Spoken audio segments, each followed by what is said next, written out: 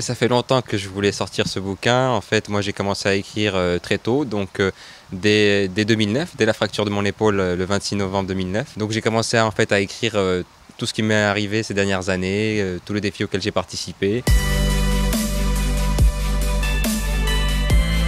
Donc le livre retrace tout mon parcours avec un chapitre 1 qui est celui donc, du marathon de Madrid, chapitre 2 mon triathlon Ironman à Nice, le chapitre 3 la traversée de Gibraltar, ensuite le 4e et le 5e reprennent le ralliement des 5 continents à la nage, le chapitre 6 ma participation au championnat du monde swimrun OTO en Suède, et puis le chapitre 7 c'est les 7 marathons en 7 jours sur 7 continents.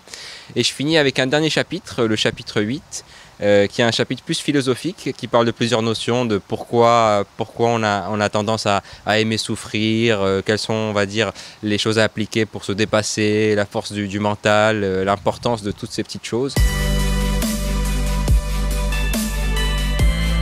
Vraiment que rien n'est impossible. J'essaye vraiment de démystifier un peu le personnage de Hassan Baraka, qui est en fait un sportif amateur qui a on va dire, essayé de mettre tout de son côté pour réussir. Au début, les gens, quand ils vont commencer à lire, ils vont bien comprendre que je faisais 96 kilos, que je faisais du rugby, que j'en ai perdu 22 pour faire mon premier triathlon Ironman, mais que au fur et à mesure de la lecture, je raconte des choses très simples, comme quoi j'ai couru mon premier marathon en un peu moins de 5 heures, chose qui est à la portée de tout le monde, pour ensuite continuer à m'améliorer.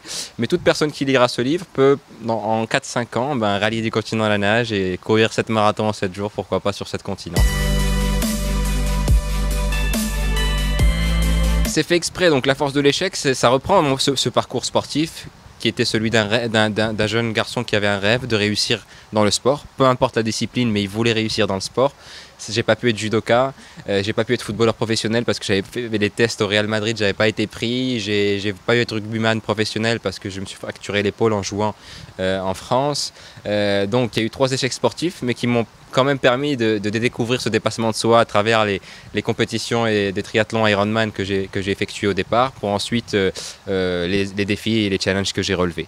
Donc suite à l'échec, il y a toujours une réussite, il faut juste persévérer, continuer d'avancer. Pour ce qui est de mes aventures les plus marquantes, il y a bien sûr le fait d'avoir allié les continents à la nage, parce que je suis devenu en fait le plus jeune nageur au monde à l'avoir fait. À l'époque, il n'y en avait que 4 à l'avoir fait. Et donc ça a été un exploit, mais ça a été une grande fierté aussi. J'ai reçu donc le Wissam de Sa Majesté, donc que Dieu l'assiste et le glorifie grâce à cet exploit, et ça m'a encouragé à continuer à faire des défis. Il y a eu aussi les 7 marathons en 7 jours sur 7 continents. Ça a été vraiment une folle aventure parce qu'il a fallu vraiment courir 42 km à chaque fois et aller à l'aéroport, prendre un avion, atterrir dans un autre continent, recourir 42 km et comme ça continuellement pendant 7 jours. Donc on a fait ça en moins de 168 heures, parce que 7 jours x 24 heures ça fait 168. Voilà, donc c'était des jet lag, ma fatigue physique, manque de sommeil dans l'avion, mais malgré ça, voilà, c'était une fierté de pouvoir lever le drapeau marocain au pôle sud, à Miami, en Australie, au Chili, enfin sur tous les recoins de la planète. Mais ça a toujours été toujours associé au fort message de protection de l'environnement, parce que lorsque j'ai rallié les continents de la nage, on a fait des nettoyages des littoraux et des plages avec les enfants, que ce soit en Alaska, en Indonésie, en Turquie, etc. Lorsque j'ai fait ce défi des marathons, j'ai planté des arbres avec des enfants au Chili, en Australie.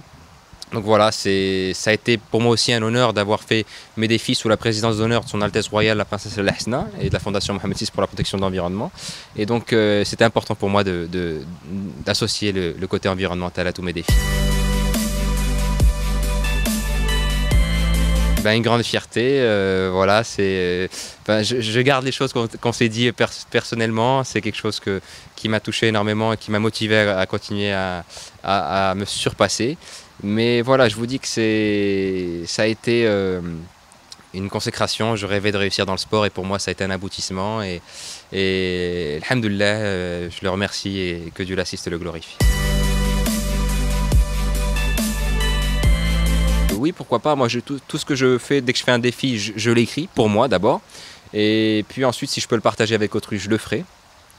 Aujourd'hui, si j'ai à écrire un autre livre, ça sera un livre sûrement adressé à mon fils pour lui donner des conseils pour la vie, pour pour faire face, on va dire, aux difficultés auxquelles il peut avoir et qu'est-ce qu'il doit mettre en place pour les surmonter avec des valeurs, qui doivent être ancrées en lui. Voilà. La vérité, comme je l'explique dans le livre, j'ai une foi inébranlable en Dieu et il m'est arrivé on va dire, d'avoir une fraction de doute, surtout lorsque j'ai croisé le requin en mer Rouge, où je raconte l'anecdote lorsque je nageais entre l'Égypte et l'Arabie Saoudite. Mais alhamdoulilah, avec mes prières, avec les pensées positives et des gens qui m'ont soutenu, ça m'a permis d'avancer de l'avant. Donc oui, le requin ne m'a pas fait peur. Les autres rencontres auxquelles j'ai eu affaire m'ont pas vraiment fait peur. Par contre, la fois où j'ai un peu stressé, ça a été les piqûres de méduses Irukandji en Papouasie-Nouvelle-Guinée, où ils m'ont paralysé le corps. J'avais mon doigt qui était paralysé, ma main, mon avant-bras, et ça montait progressivement. Et là, malgré que j'ai fini la traversée de façon symbolique, qu'on m'ait donné un antidote et que je suis allé à l'hôpital, dans 2-3 heures, je suis resté en observation, j'ai vraiment eu peur parce que je sentais que je partais à ce moment-là.